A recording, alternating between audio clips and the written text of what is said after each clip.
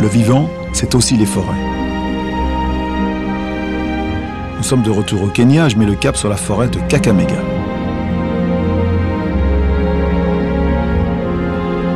Actuellement, nous survolons les collines de Kericho, qui ont été déboisées pour y installer ces immenses plantations de thé.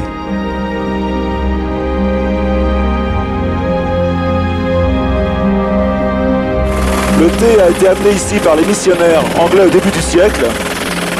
Et maintenant, le Kenya est le 3e producteur de thé au monde.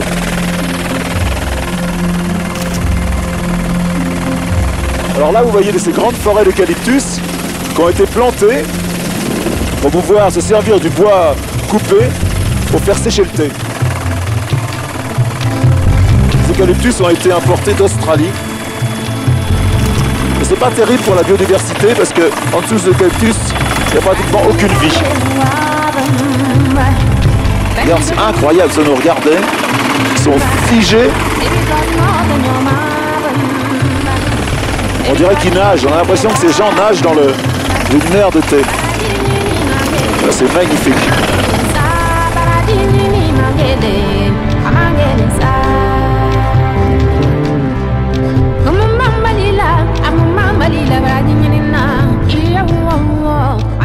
On a détruit des milliers et des milliers d'arbres, mais on a donné du travail à 400 000 personnes.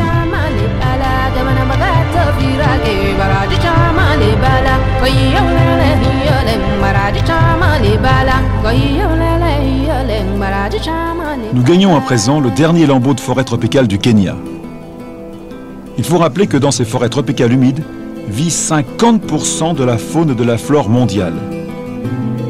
La biodiversité y est exceptionnelle.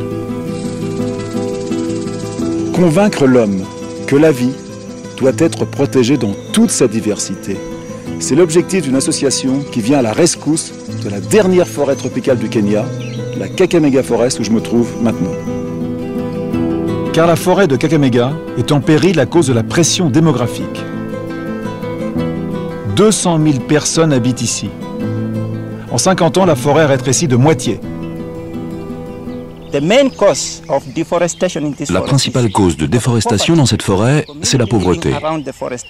Donc une grande partie des revenus de la communauté vient des produits extraits de la forêt, comme le charbon de bois par exemple. Avec notre programme, nous cherchons à améliorer ses moyens d'existence sans pour autant malmener la forêt. Quand on parle de déforestation, il faut avoir un chiffre en tête. Pour 3 milliards de personnes sur la planète, le bois est la principale source d'énergie. C'est-à-dire qu'il y a 3 milliards de personnes qui se chauffent, qui font cuire leurs aliments avec des arbres. Comment sensibiliser à la protection de la forêt? Benjamin Oukalou a décidé de s'adresser aux enfants. Car ici comme ailleurs, c'est le meilleur moyen de convaincre les parents. Good morning. Good morning, sir. How are you? Dans le cadre du programme KEEP, tous les samedis, nous invitons les enfants des écoles à venir et à suivre un cours sur l'environnement. Nous leur apprenons la forêt, comment leur communauté peut la protéger, comment ils peuvent créer et entretenir des pépinières d'arbres. Nous leur apprenons l'importance des oiseaux, des autres animaux de la forêt, l'utilisation médicinale de certaines plantes. Nous organisons aussi des sorties en forêt pour qu'ils découvrent ce milieu et savoir pourquoi il est menacé.